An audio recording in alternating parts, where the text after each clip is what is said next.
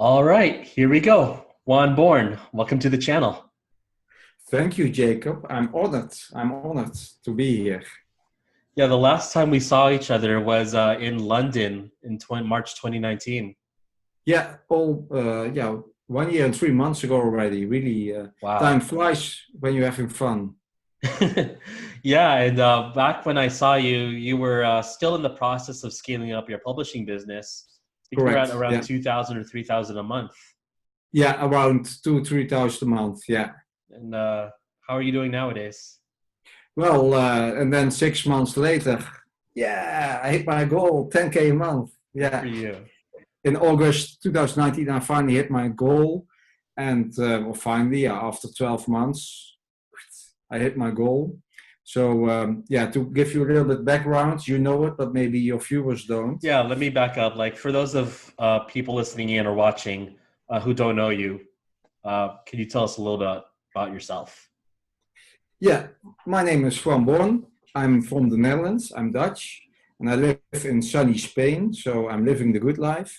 And I've started publishing back in 2017 because I saw some bold guy making tons of money with publishing, and I thought, well, I hated my day job, and I wanted to escape the 9 to 5 life, of course. So I thought, well, if I don't try it right now, I'm not really serious. So that's how I became involved in publishing. Yeah.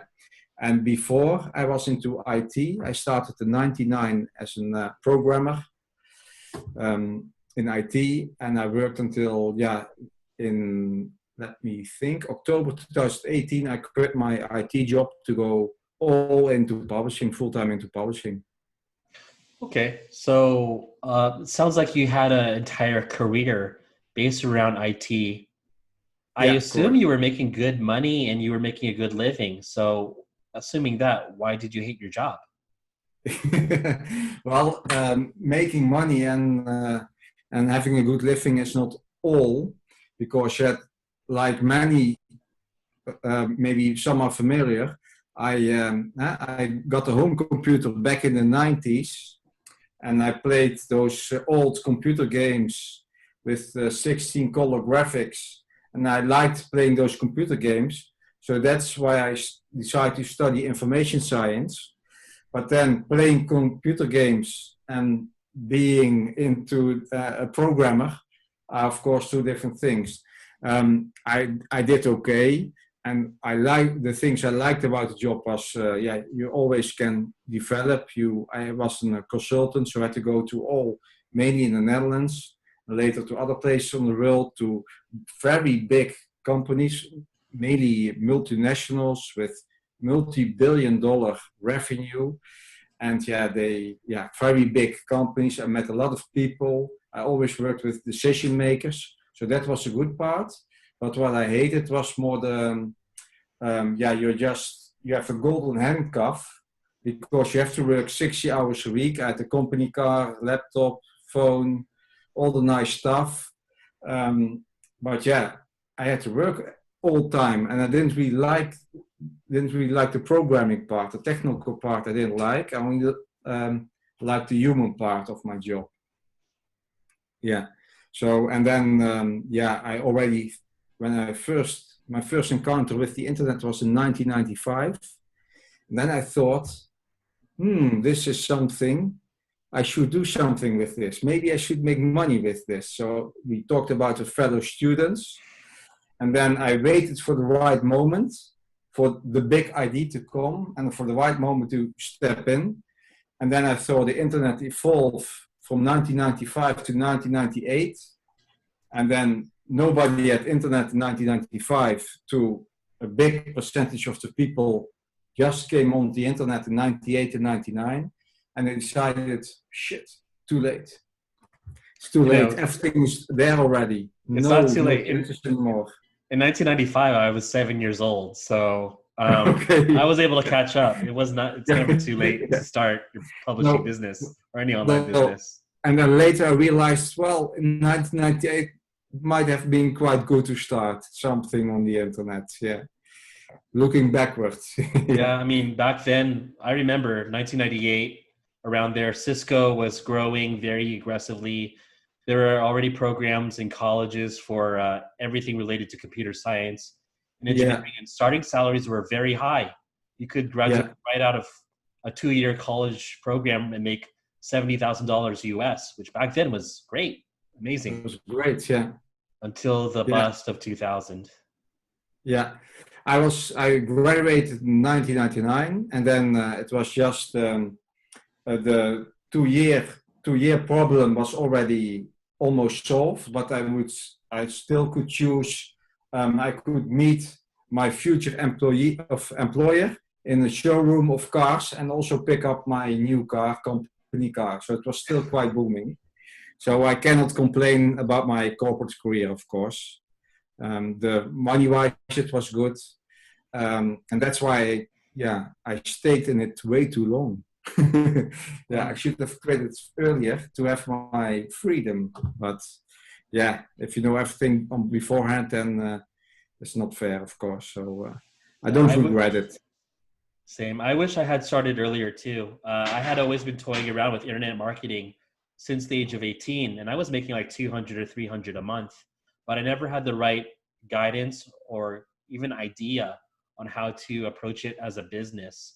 Yeah, And I always sometimes feel like that I'm also like old in the game. Like I'm 32 years old, and I see these 20-year-old youngsters running around who have grown up with social media and are just innately better at it than me, yeah. starting out. So, but I think in your case, you've always been around technology, and even at your age, not that you're old, but you're older than a 20-year-old.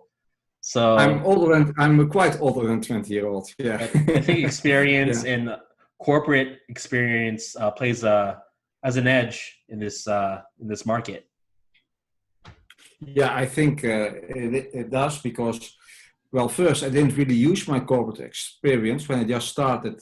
I followed. I bought some trainings. I followed them step by step, and then yeah, the first year of my publishing was not really a big success. So after 12 months, I started my first book I published in August 2017. 12 months later, August 2018, I only made 10 euros, so $12. So that's not really a big success. So I'm not like you. You started touch right off the bat and you hit a home run. But yeah, for me, it's different. I really struggled the first year and I was also working full time and had to travel internationally. I had to give training all over the world.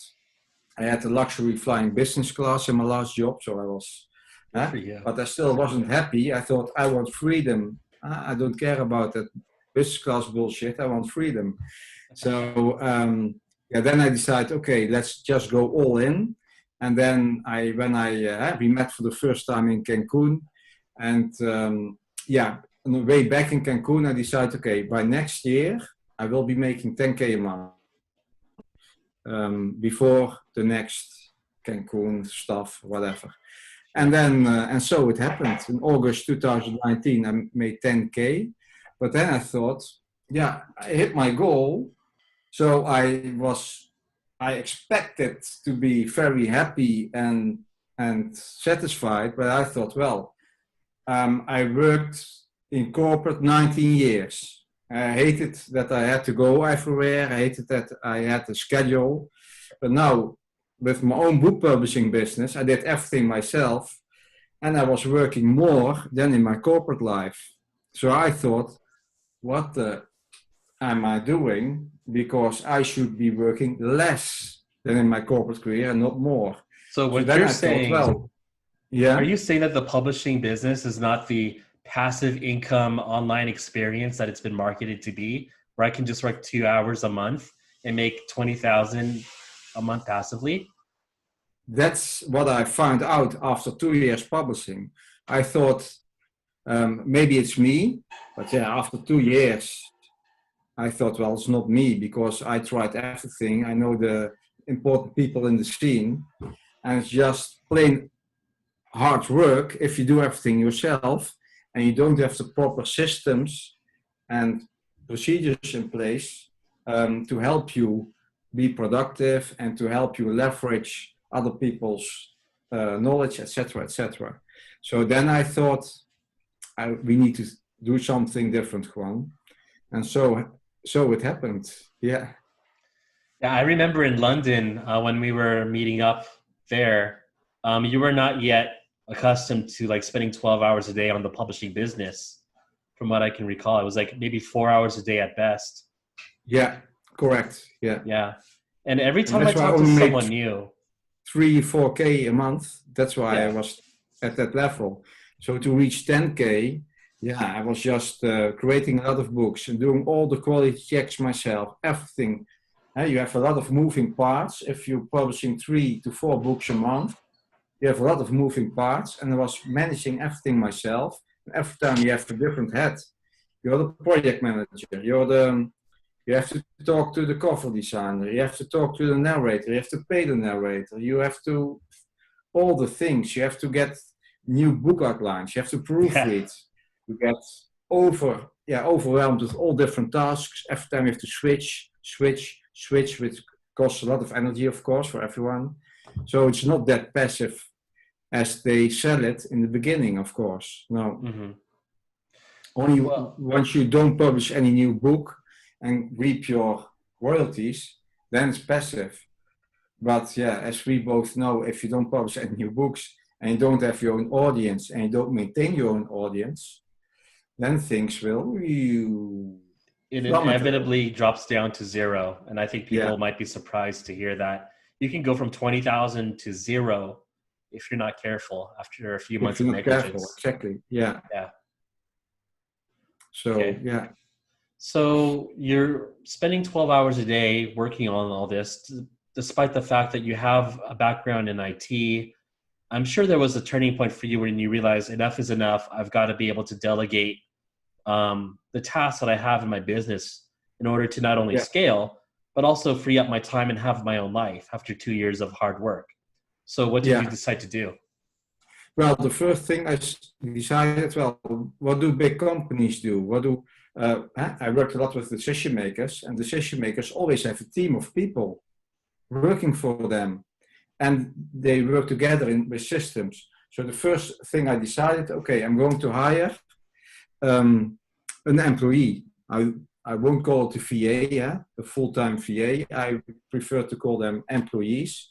So instead of being a self-employed publisher, I wanted to become the owner of a publishing business. So I decided to hire an employee, and I ended up hiring 2 employees at the same time with different tasks. Because if you just hire someone to be a copy of you, they never will be have the same success as you have, because you're the business owner. You're always more dedicated than one other person who is an employee in your business. So that's why I decided to do what every big business does, and also small businesses, to create 2 functions, 2 job descriptions, and then so I grew from 1 person to 3 persons in 1 step. And then after in the beginning, you have to train them, of course, a lot, and you have to give them very clear instructions. I only did it once. I create videos, and then I sent those videos, and then they created their own procedures, etc. And then things quite fast became running more smoothly and more automatically without me being 12 hours a day to working on my laptop on my publishing business. Yeah. Mm-hmm. Okay. I mean, I like the fact that you don't classify them as virtual assistants, and instead you treat them as actual employees on your team, because it really Yeah. does take a team to grow any enterprise, whether it's a small business or a big corporation, obviously. Yeah. So one thing I want to put out there is that aside from having to train them, there's also the option of finding someone that's already trained, although that's very hard to come by. It's possible. I've done it more than twice this time around, but you Yeah. can also find someone that knows what they're doing right off the bat. Yeah. So it's That's hard true. to Yeah. encounter those kind of people. Yeah, you can also find those people, but they're harder to find. And of course, there's a positive side. You don't have to explain everything. And the negative side is, why are they available? That's one. And second, someone else trained them in the way they run the publishing business. And you want to, then you have to untrain certain things and retrain other things to make them run your publishing business. So I considered it. Do I want to have someone who's already trained or things? But I thought, well, if I do it all from scratch myself, then they will become my real employees and not just a VA. And they run my publishing business in the way I want to run my publishing business, and not like someone else in the far past decided, okay, this is how you run a publishing business, or how you train a VA to run your publishing business. Yeah. Yeah. What I also noticed in your approach is that you have like somewhat more of a corporate setup with your team. So, I mean, I don't want to get too much into your own business details, but it sounds like you have an onboarding process, you have an SOP established, etc. Whereas someone like me, and this is one of my failures that I'll put out there openly, is that I kind of just like go renegade and just let my VA do whatever they want based on my instructions. Or they just do their own thing, and I don't really do a good job of supervising them. So it sounds like you're more regimented with your approach to building systems, rather than just hiring a VA from Upwork and then running around with no direction. Yeah. I try to also to present myself as a publishing business and not as a self-publisher, but my employees onboarded on a real business and not just on some working with some publisher somewhere the other side of the world. True. So from the beginning, I also introduced my corporate values and my mission statement, even that. So they knew, okay, this is, I'm onboarding to something real. This is not just someone messing around and having some hobby project.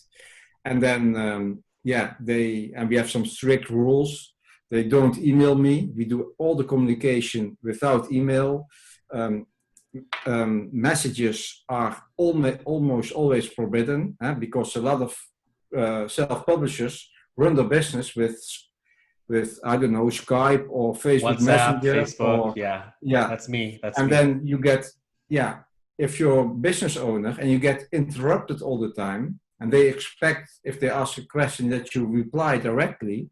You're the business owner and your time is holy, so they have to respect your time. And if you reply them directly, and then after 3 weeks, with this book you asked this, and then I replied this, but what's the status now? Sorry, I forgot, because we also got 3 other messages besides that. So we use tools through which we do the communication, and then all the communication with one book or with one part of the book stays also historical, where it should be. So if I want to know, what did we decide, 4 months ago on that book, I can see it in 10 seconds. For every book I have, for every project I have, I know exactly where to click, where to go to, and I see all the change history, all the decision making, just all stored where it should be. And they also know it. So it's not just for me, but also for them. They always can check it. Okay, this is what we decided, so this is what I have to do right now. Yeah. So this is one of the, I think, it will save you tons of stress and tons of time if you start doing it right off the bat, without all those messages, without all those emails, but with a proper system in place. Noted. I should probably take out a notepad and write these down, although I have some pointers from you. So yeah, that's good to note. I actually had someone in my group by the name of Mark Morgan ask about how to systematize his publishing business, how to get not just started with the process of hiring a VA, but how to like really build a team. And it sounds like you have not only the theoretical knowledge of that, but the practical application and implementation all set up. So do you have any resources on how to get started with creating like a system for your publishing business? Yeah, as you're probably aware of, I have my own course launched recently. It's still, it's not totally finished yet because when I was creating the course, I had way more ideas. But in the course I have, which is called Automated Scaling for Publishers, at the moment you will get exactly, you will know where I hired my employees because I really hired corporate people with corporate experience, not just some VA from Upwork or from Fiverr who knows how to do some cover design. No, people who work for real US companies, multi-billion-dollar companies in the Philippines. And I show you exactly how to recruit the best one, how you select them, of how you can get their information, how to select the best one, and then how you can onboard them, like they call it in corporate. You onboard people into your company so they get to know your policies, how you approach things, all the systems, all the procedures, etc., etc. And then later how you manage them, how you do your business operations, how they call it, how you manage them on a daily and weekly basis so they are really productive, and you can start doing other things than just publishing books. Okay. Yeah. So let me ask you this. Let me challenge you a little bit. Mm-hmm. A lot of people already know how to go onto Upwork, maybe how to conduct an interview and hire a VA. Why can't I just do that? Like, is there a reason why I should buy your course instead of just like hiring a VA on my own? Well, I think the biggest mistake publishers are making, if someone, if you do a job interview with them, the people you speak with really need money. So they want to have that task or that job right away. So they will always say yes, yes, yes, and yes. But I show you exactly how you can test them. Yeah, because before you hire someone, you want to test them because they will always say yes to you. And even more with Philippine people, they always say, yes, sir, yes, I can do it. But then later you find out, okay, it wasn't that clear as I was hoping they would do. So, I introduce how you can test them. And I'm really strict because if you just pick the third or fourth one you speak, at the end, they won't match your quality standards. So you have to be really strict. You have to ask the right questions. You have to have the right test. And then you have the test of the weeks they can learn and things, etc. Learn their, the new tasks and grow into your publishing business and grow into the role. So I take it step by step. And also I teach how you can, without giving them too much information at once, how you can train them step by step so they don't get afraid and they feel confident and they can grow really fast to replace your own task and to replace you in your own publishing business. Right. Does And that I have answer to the make question?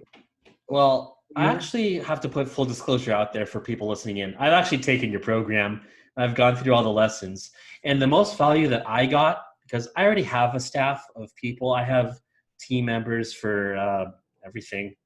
And the most value I got out of your program was not just how to hire a VA, anyone could do that, but all the systems, tools, and applications that can be integrated to run the publishing business seamlessly. I consider myself technologically savvy. I run an internet marketing business, Yeah, but exactly. there were still Really, so many tools, so many applications that I either didn't know about or haven't yet implemented properly that could improve the processes of my business. So that was really cool to go through and learn. Even as someone that's already scaled up in publishing, there's always ways to improve your SOP, your whole processes overall. And Yeah. I can imagine that someone entirely new to starting their own business, or someone that's not even like just new to like internet marketing in general, will see it, your program, as like a big eye opener of like not just what's possible, but the actual technical how to's in automating and properly scaling an online business. I think that's the bigger picture.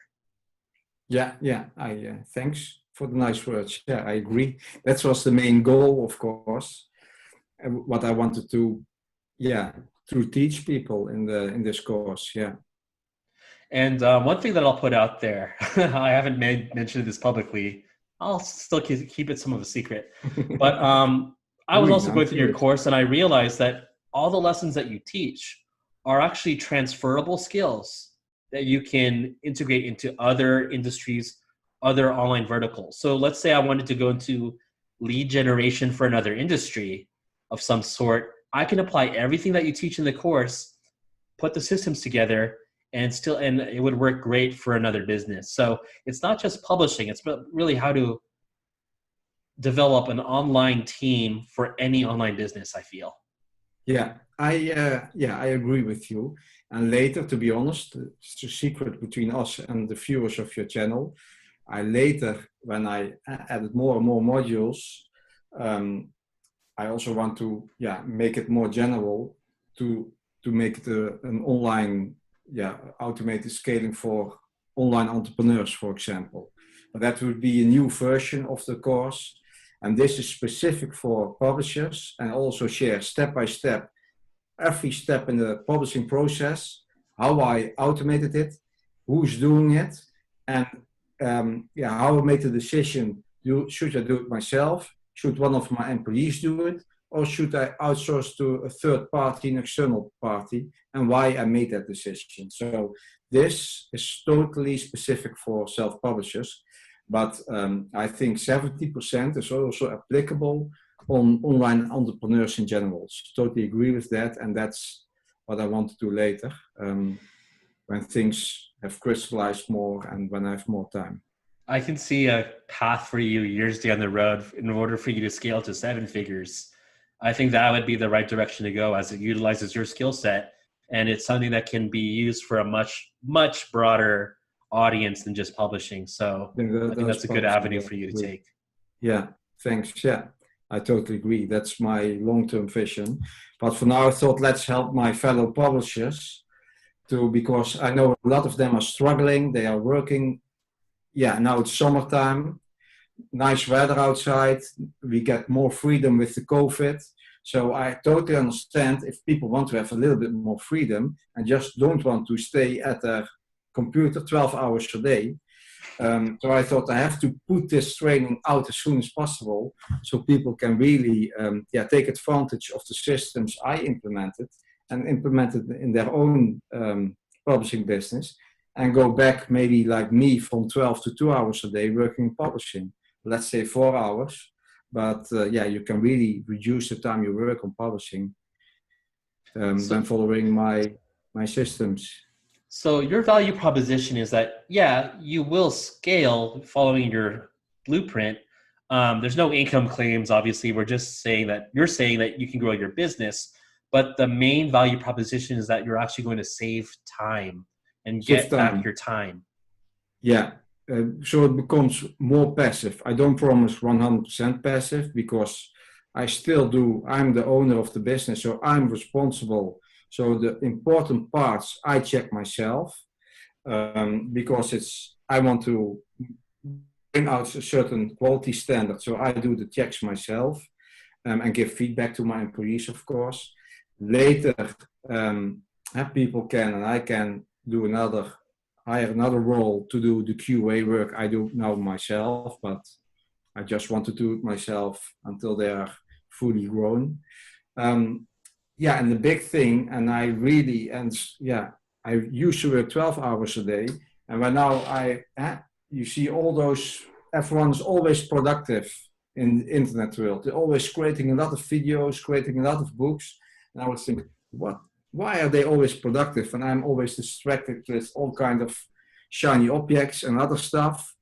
but now I can afford it. If I just work 2 hours a day in my publishing business, I now get more done thanks to my great employees than I did when I was working 12 hours a day, totally focused, totally on my publishing business. So it was just, and I regretted I waited until I made 10K, because I think if I should have done it with 3-4K, when I figured out, okay, this is how I publish profitable books.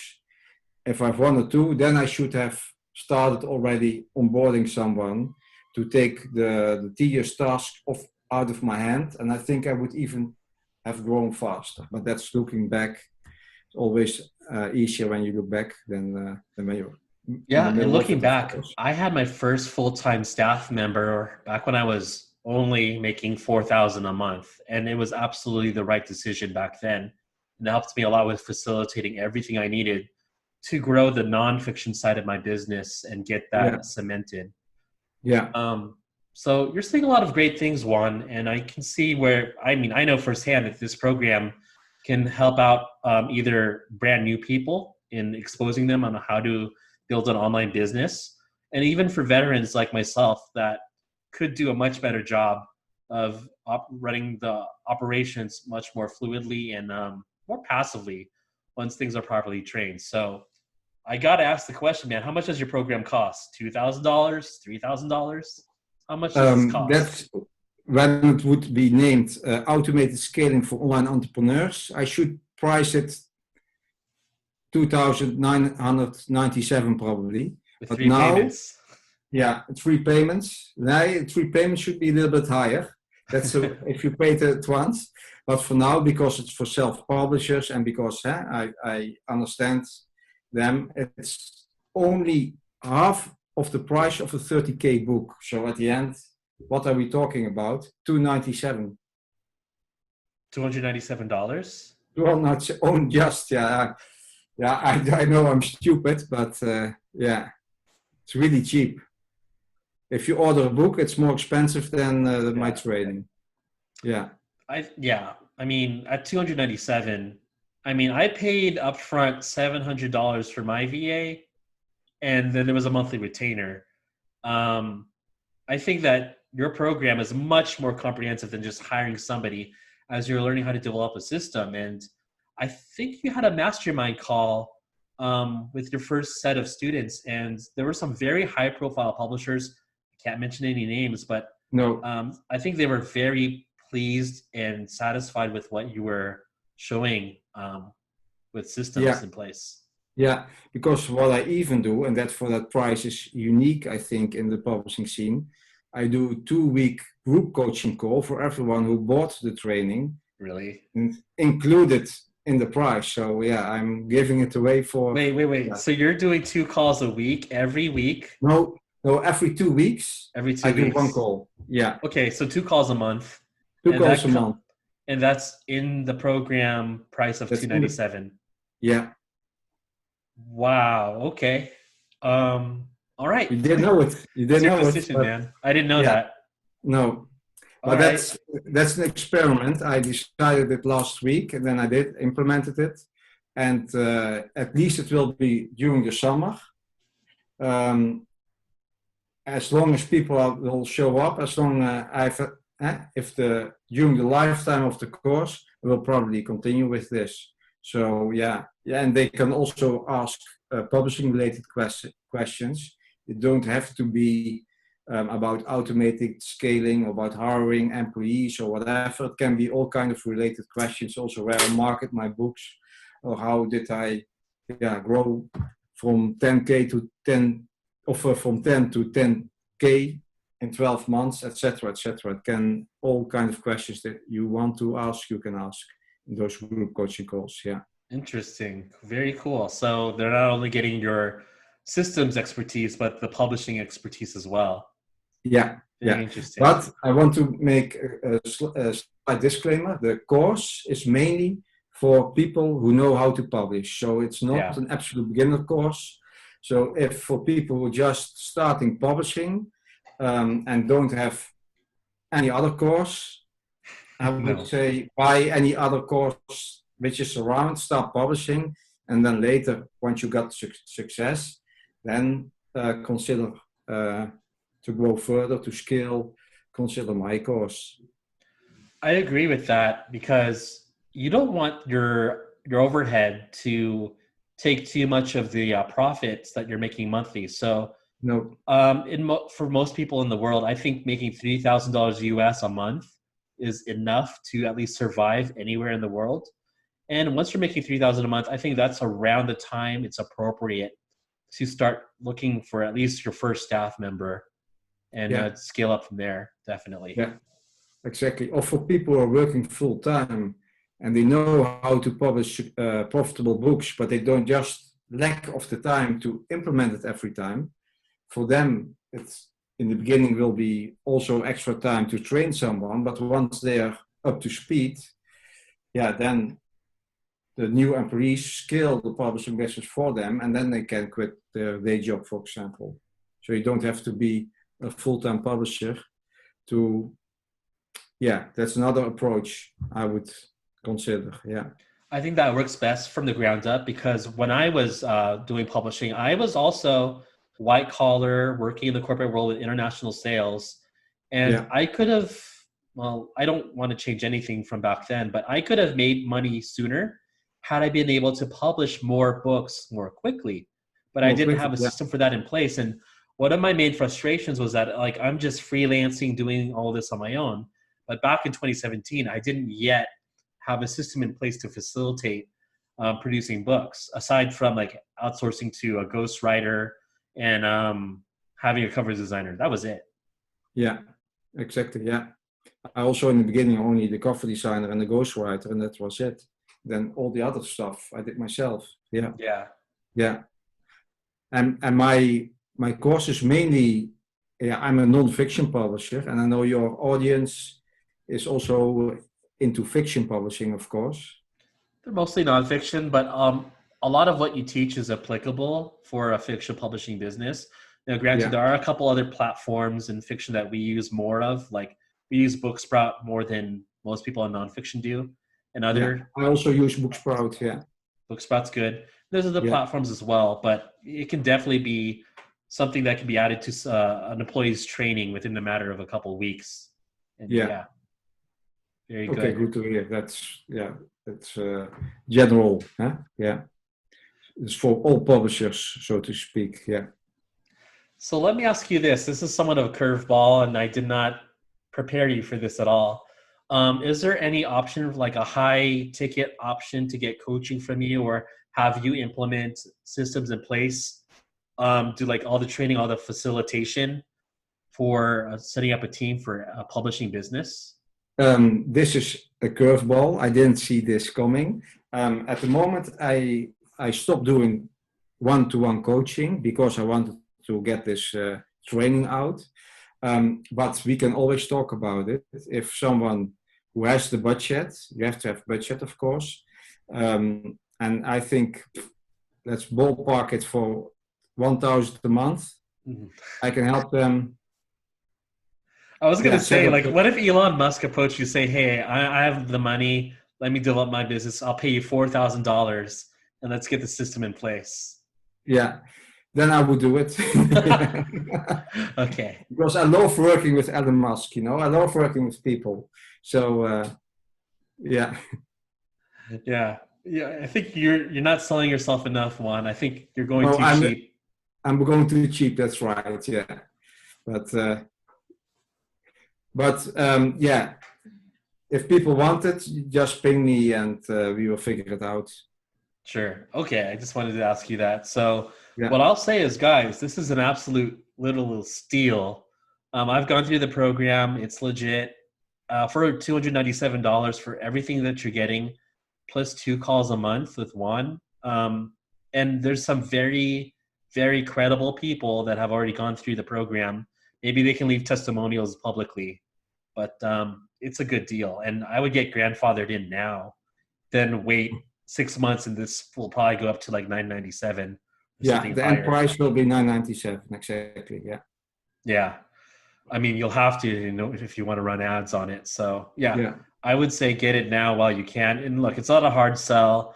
You don't have to buy it if you don't want it. But if you're interested in scaling your business with a team, it's the program to get. There's nothing else like it out there for No, it's publishers only one. specifically. It's only You're one. the only one. Yeah. And that I'm stupid, it's only $297 because I can ask way more. But yeah, for now, the price will go up. When I add modules, the price will go up. But for now, it contains everything you need, from a one-man show to a multiple people business. In just 2 to 3 months, all the things you need are inside the course, and I will add more and more, because I have a lot of experience to share with all my clients. Yeah. And even though you're developing more modules, it's obvious you didn't throw this course together in 2 hours. Your videos are often at least 40 minutes length, and you go into very thorough detail on everything involved with not just the theoretical approach, but the practical application and all the systems that get put in place. So, I mean, there were some apps I never even knew about or forgot about that are mentioned. So, very cool stuff. Yeah, well, thanks, Jacob. Yeah. Means a lot that you support me. Yeah, cool. Yeah, man. So, aside from that, like, do you have any travel plans later this year, or are you going to just stay in Spain? What are you going to do in Europe? In Spain, today's the first day we can move from one region to another region. So it was really strict here. So I was getting mad because I couldn't travel. So yes, we are going to travel. To where? I don't have a clue yet, but we are going to travel, yes or yes. And I'm luckily, my team will keep the business going. So I'm lucky already. So, but we don't know yet. First it will be in Spain, the next 2 months. Then in September, probably 1 month to go out to all Europe. Yeah. Cool. Big trip in Europe. That's the plan. And what I love about Europe is that once you're there, it's very cheap to travel from country to country. So that makes it a lot of fun to go all around Europe. Yeah, and also in most places, you were in London, which is not really the cheapest city. No, not London. Other cities are really cheap as well. If you go to Spain, it's extremely cheap to eat and everything. So it's really cool. Yeah. Yeah, EasyJet was very cheap. Like going to Amsterdam from London was like, I think $50 US. Going to Italy cost $100. It was great. It's great, yeah. But now we're in post-COVID time, so we don't know how it works out. But we will see. No, we'll see. We will see. And you have any travel plans? Not really. I mean, this year, COVID kind of like killed all the ambitions for like travel and whatnot. But I'm in Las Vegas. I think Las Vegas has plenty to do as it is. It's just now starting to reopen.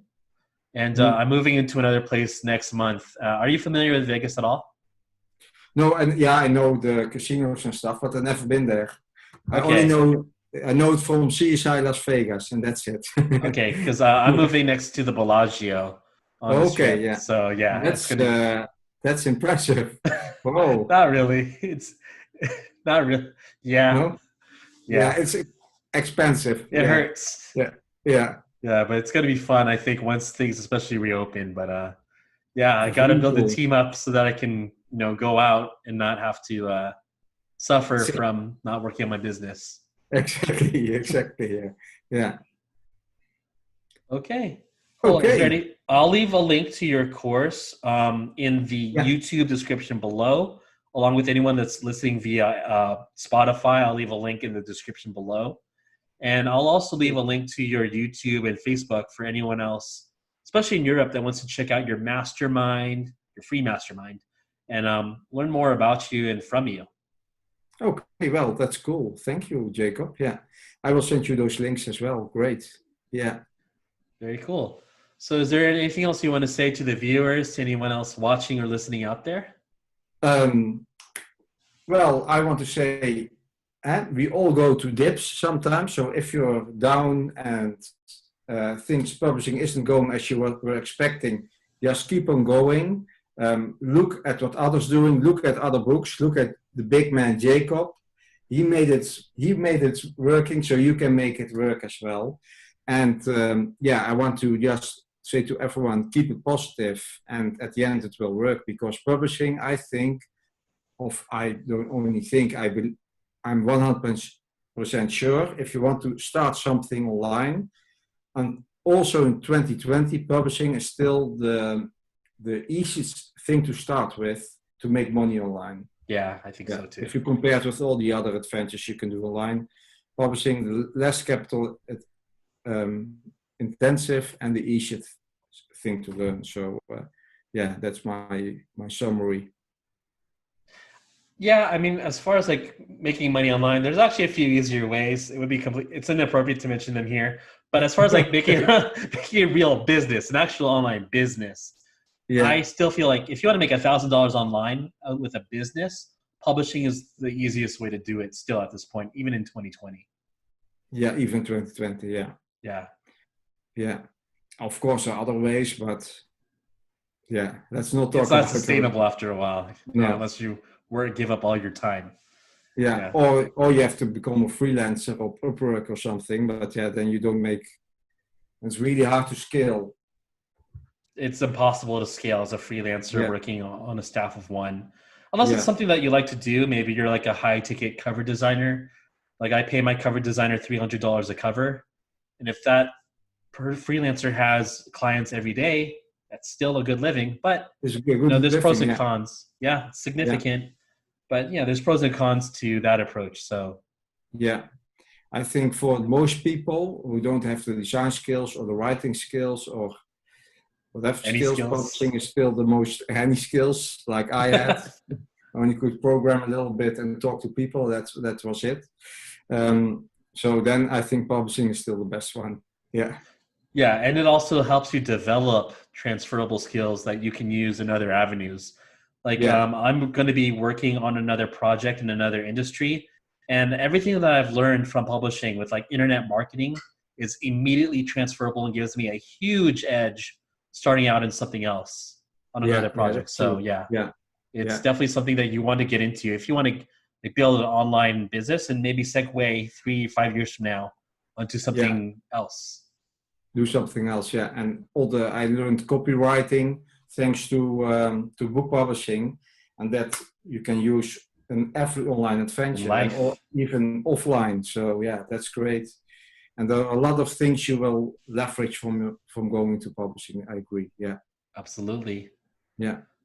Okay. Well, thanks for taking the time. I know it's getting late there in Spain, so I know you have to have your Spanish dinner at this hour. My late Spanish dinner, almost 10 o'clock in the evening. Yes. So it's a good time to have a Spanish dinner. Yeah. Meanwhile, I'm going to have my American lunch, and we'll stay in touch. And we stay in touch. Thanks for having me, and it was a great call. And we speak to each other soon. Absolutely. So again, links in the description below on YouTube, Spotify, and elsewhere. And if you have any questions, just contact either Juan or myself. And that's it.